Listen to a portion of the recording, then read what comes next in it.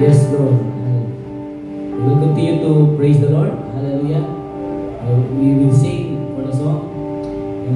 Let us stand and let us continue to praise God in our songs for them. Hallelujah. In Psalm 113 verse 2, blessed be the name of the Lord from this time forth and forever. Amen. Let us bless the name of our God. Hallelujah. Jesus, worship as we bless the name of our Lord. Hallelujah. Praise His name, Lord. Hallelujah. Praise His name, Lord. Hallelujah. Bring soul to me, Lord. Hallelujah. We glorify your name, Lord. We adore your name, Exalt your Lord. name. We glorify your name, God. Hallelujah. Hallelujah. Hallelujah. Hallelujah. Yes, Lord. Hallelujah. Oh, we praise your name, God. We exalt your name, God. Hallelujah. Hallelujah. Hallelujah. Yes, Lord. Yes, God. Hallelujah. Hallelujah. Yes, Lord. Hallelujah. Yes, Jesus. Let us sing hallelujah. In heaven, our love. We lift your name in all the earth. As your kingdom is established in our praises. As your people declare your mighty works. Blessed be the Lord God Almighty, who has saved and is to come. Blessed be the Lord God Almighty.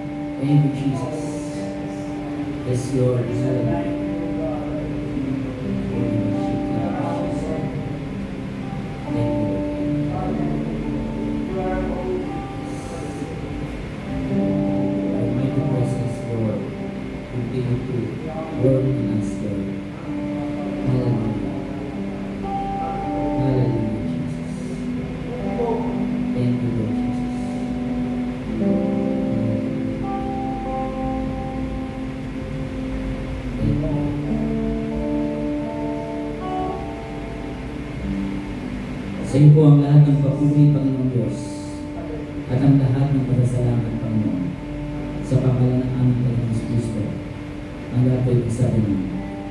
Amen. Amen. God bless you. Amen. Thank you, Jesus.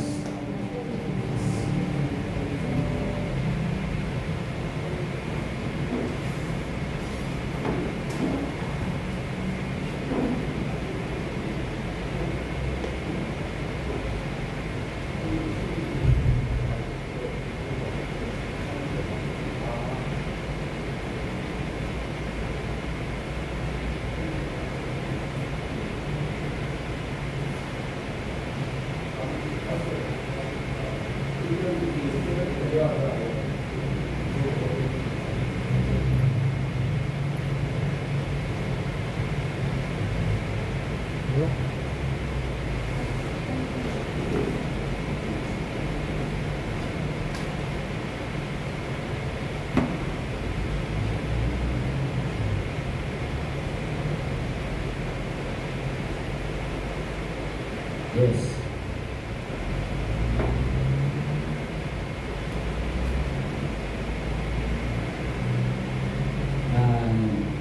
Akin pong babasahin ko ito na within this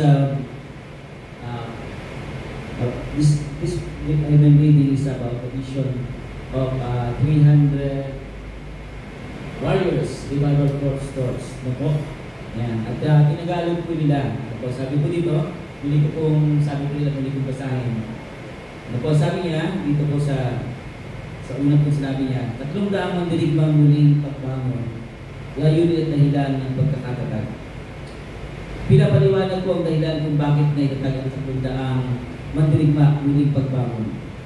Pati na rin ang layunin at atikain at kondisyon ng pagsali. Ang kilusang ito ay pinanganak noong panahon ng matinding pagsubok sa mundo dahil sa pandemya ng COVID-19. Maraming simbahan at pagtitipon ng pananampalataya ang bumagsak at nakita ko mismo kung paano maraming grupo ang muling pagbangon ang tumigil sa pananalangin. Dahil sa utos ng gobyerno na huwag magtipon, maraming mananampalataya ang tumigil sa pagdalo sa pagsamba. Sa kabila ng pagiging pinuno ng ilang grupo ng muling pagbangon, napansin kong wala nang nagdarasal. Kaya lumuluhod ako sa harap ng Diyos. Lumuhod ako sa harapan ng Diyos at nanalangin. Panginoon, napakaraming grupo ang muling pagbangon. Ngunit bakit walang nananalangin? Ito'y nakakadismaya. Sumagot ang Diyos. Nakikita mo ba kung ikaw ay nalulungkot, paano pa kaya ako? Pagkatapos sinabi ng Panginoon, upang mailigtas ang kahit isang kaluluwa, ipinako ako sa krus at namatay para sa inyo. Ngunit ano ang ginagawa ninyo ngayon?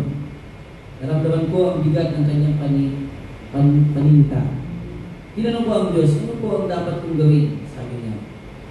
Ngayon ikaw na ang kumilos. Bago niya ito sabihin, kinuha ng Diyos ang aking ama sa laman at ang aking ama sa espiritu. Para bang inalis niya ang aking mga pakpak upang wala na akong ibang pagpilian kundi ang sumunod. Nakinig akong mabuti sa tinig ng Diyos, ngunit sa una, tumanggi akong sumunod. Pakiramdam ko ay hindi ako karapat-dapat at hindi ako ang aking sitwasyon. Ngunit muli akong nanalangin at muling dumating ang malakas na tinig ng Diyos. Ngayon ikaw na ang kumilos. Dahil dito humingi ako ng mas malinaw na patnubay. Panginoon, kung ito po ay tunay ng inyong kalooban, ipakita mo ito ng malinaw sa akin upang tiyakin ang kanyang kalooban. Gumawa ako ng pagsusulit at sa balahibo ng tupa tulad ng ginawa ni Gideon sa Biblia. 300 mandirigma muling pagbangon, layunin ng pagkakatatag. Matapos sa 3 beses na pagsubok sa balahibo ng tupa, napagtanto kung ito ay tunay na tinanong ko ang Panginoon. Paano po ito dapat gawin? Pakiusap. Bigyan mo ako ng pangalan para sa grupong ito. Sumagot siya. Alam mo ba ang 300 mandirigma ni Gideon? Sagot ko. Opo, Panginoon, alam ko po. Binibigyan kita ng 300 mandirigma tulad ng kay Gideon. Ang tungkulin mo ay maging kagaya lamang ni Gideon. Dahil dito, tinanggal ko ang pangalang Gideon at tinawag na grupo ng 300 mandirigma muling pagbangon. Nagsimula kami ng aming unang pagtitipon nang hindi ako tumawag o nag-imbita ng kahit sino man sa aking mga kakilala. Noong panahon iyon, nahigpit pa ang mga patakaran ng gobyerno ukol sa pagtitipon dahil sa COVID-19. Gayunpaman, naniwala ko na kung ito ay tunay na kalooban ng Diyos, siya mismo ang kikilos. Kaya 1 linggo, matapos kong matanggap ang kanyang mensahe, ako'y nag-anunsyo ng isang pagtitipon para sa opisyal na paglulunsad ng grupo. Sa aking matinding pagkamangha, halos 100 katao ang lumalo. Mga taong hindi ko man lang nakikilala. Nakita ko kung paano kahangahangang kumilos ang Diyos upang mapagtibay ang kilusan. Patuloy akong nanalangin upang maunawaan ang tunay na layunin ng Diyos sa 300 mandirigmang muling pagbangon. Tinanong ko siya, bakit mo ako inuutusan na itatag ito? Ano ang iyong layunin? Sinagot niya ako. Ngayon kapag binanggit ng Kristyanismo, marami ang tumatanggi. Kapag nabanggit ang pangalan ko o ang simbahan, maraming tao agad ang lumalayo. Ang espiritual na lupa ay naging matigas at tuyot. Tulad ng mga hardin ng Eden, kailangan muling buhayin ang pananampalataya ng aking bayan. Nais kong palumputin ang kanilang mga puso upang bumalik ang kanilang unang pag-ibig sa akin.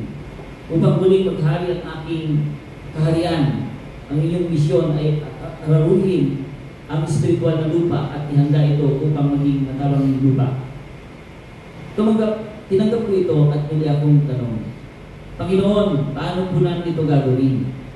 Dahil mahilig akong mag-organisa ng malalaking pagtitipon at importanteng gawain, sinimulan ko magplano ng isang malaking kaganapan upang gawing mas epektibo ang aming layunin.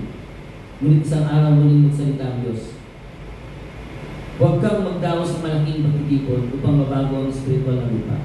Hindi sapat ang isang beses o 2 beses na kaganapan. Kailangan tuloy-tuloy ang panalangin sa bawat sulok ng mundo. Araw-araw, linggo-linggo, buwan-buwan.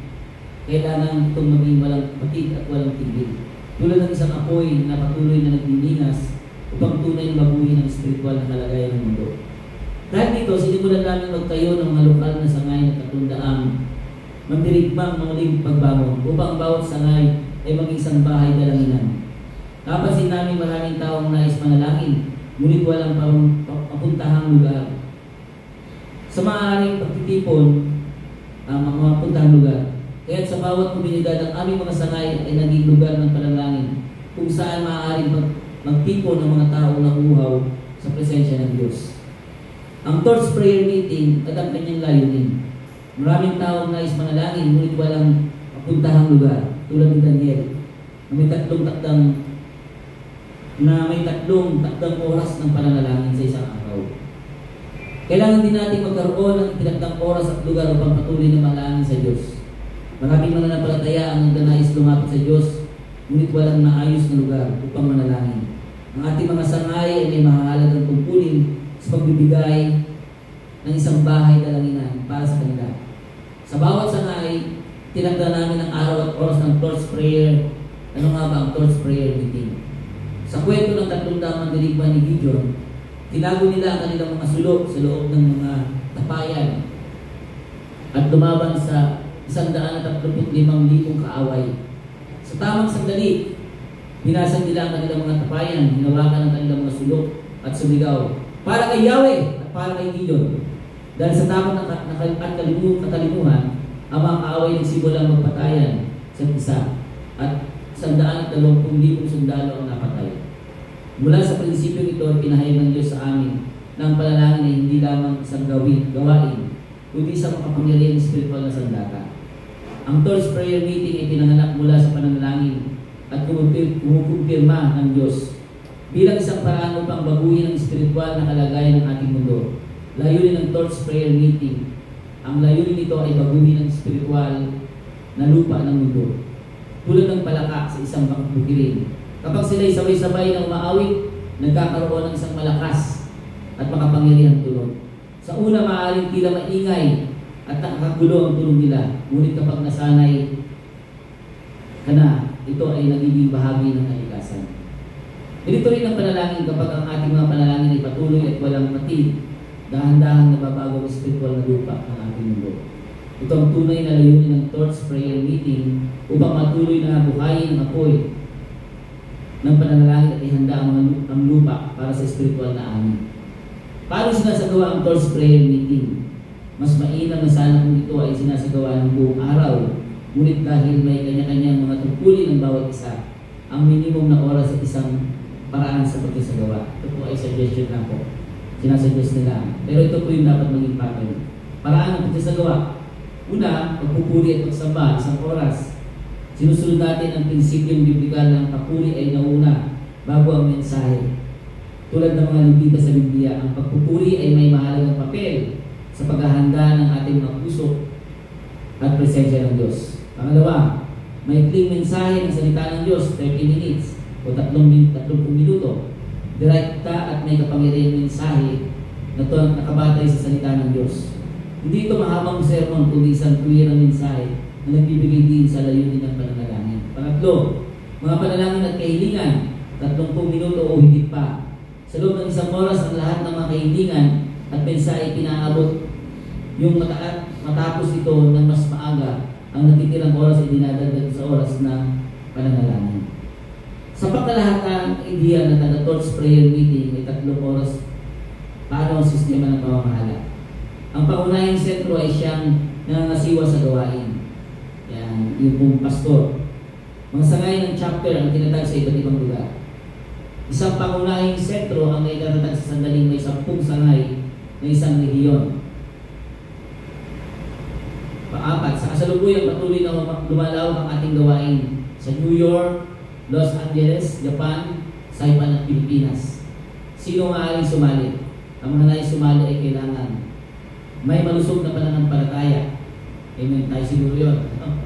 Yan. Bukas ito sa lahat ng anuman ng denominasyon. Ngunit hindi ito mga tanggap ng mga kabilang sa itinuturing na sekta o maling doktrina. Magpakumbaba sa panalangin. Pangalawa, ang pagiging isang taos-pusong lingkod sa panalangin ay isang pangunahing katangian. Ang isang sangay ay hindi dapat wala ng apoy sa pananalangin. Ang leader ng isang sangay ay kailangan manalangin kahit mag-isa upang hikayatin ang iba pang mananampalataya na sumama sa panalangin. Ang pangunahing leader, head director ay ang dapat bumisita sa mga sangay upang tiyakin ang kanilang katatagan.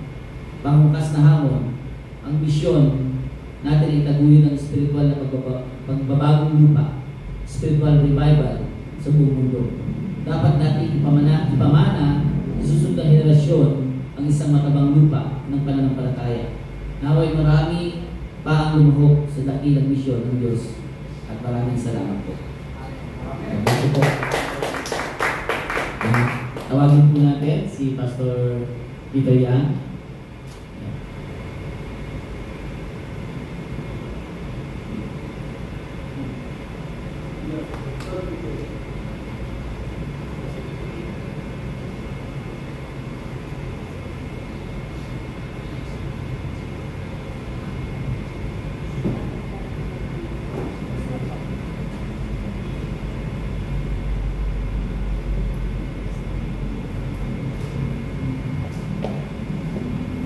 Tawagan po namin si Pastor John Jeffrey Maraya bilang isang leader ng sangay sa lugar po ng Balong-Bato. Yan. This certification of appointment. Name, Pastor Jeffrey Maraya. Jeffrey Maraya certified his appointment as the Philippines in Balong-Bato branch President. This February 13, 2025, you are appointed as President, Representative President of our Pastor Jung Juga, as a President of 300 Warriors. Yan.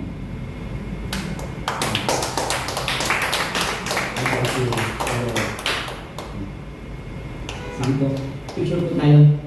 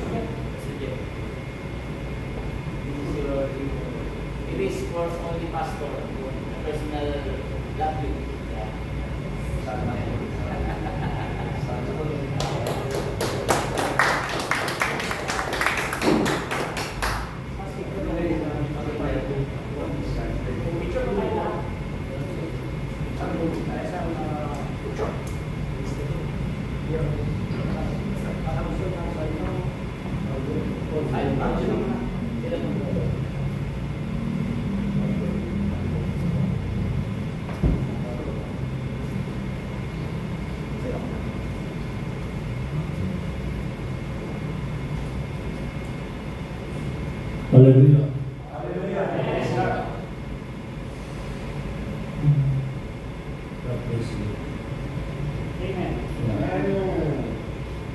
우리 그 헤드쿼터스 리더스.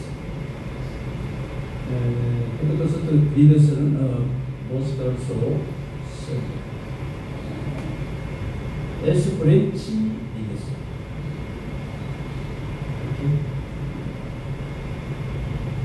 Our branch leaders must never fight, instead work together in unity.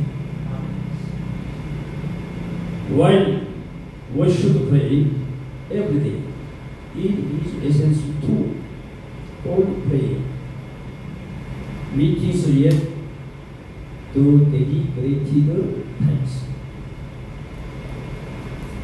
Remember that this is Christ made to God. Prepare your own praise and worship team.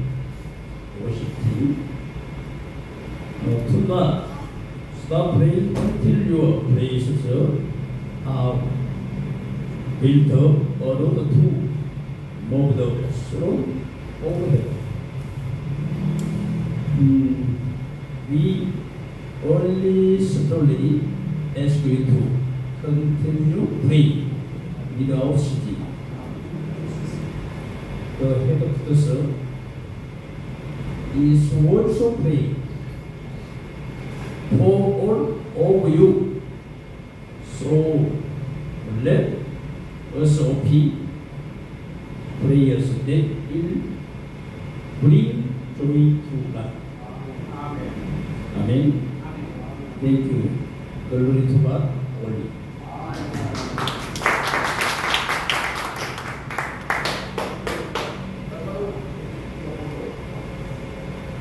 Hello.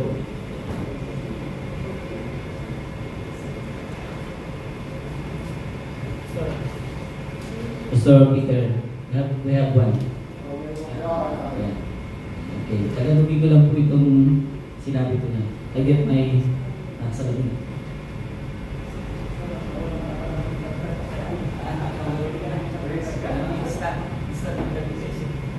Yan, kasi nakasulat na babasahin ko. Yan, sabi po niya dito, sa inyo ko, ang mga pulong tagapamahala, bawat isa po sa atin, yan po yung tinatawag na president ng bawat lugar ng camps, ay dapat din gumanap bilang mga pinuno ng sangay. No? Ang aking pagkakalan dito kasi meron daw po yung tinatawag na president doon sa sila po yung nilagay nito, hindi po ako. Ang ating mga pinuno ng sangay ay hindi dapat mag-away. Ay tayo po yan yung nakasama. Hindi dapat magtulungan bilang kasama sa ministeryo. Bagamat dapat tayo manalangin araw-araw, siguraduhin natin na sa itanag ng oras. Yan po yung mga prayer meeting natin. Yan na po yung nakatalaga, yung bawat sisimbahan. Ang panalangin na isla sa gawa ng may katapakan. So, ibig sabihin, regular po. Tandaan natin, ito ay isang pangako sa Diyos. Maganda ng sariling punan para sa papuri at pagsamba. Huwag tumigil sa pananalangin hanggang ang ating mga panalangin ay makaabot sa trono ng langit at papagalaw ito. Nakikiusap kami sa inyo na patuloy na manalangin ng walang tigil. Ang punong himpilan ay nanalangin din para sa inyo. Kaya't lalo pa natin pasayahin ang Diyos sa ating mga panalangin. Sila po yung punong himpilan, tayo po lahat ng masangay. At bilang partnership, yung pabigat natin sa kanila ay tuloy-tuloy po. Na panalangin natin din sila, tayo din po yung pinapanalangin. Maraming salamat po.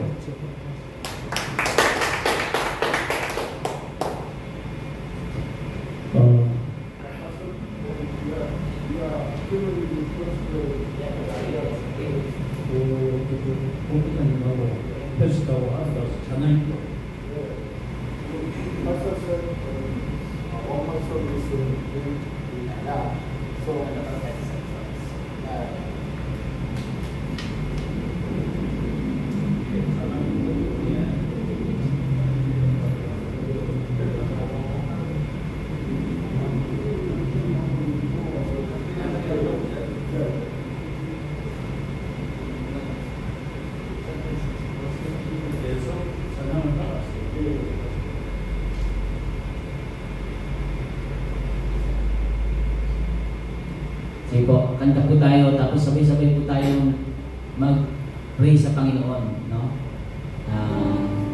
Awit mo na po tayo ng isang awitin sa Panginoon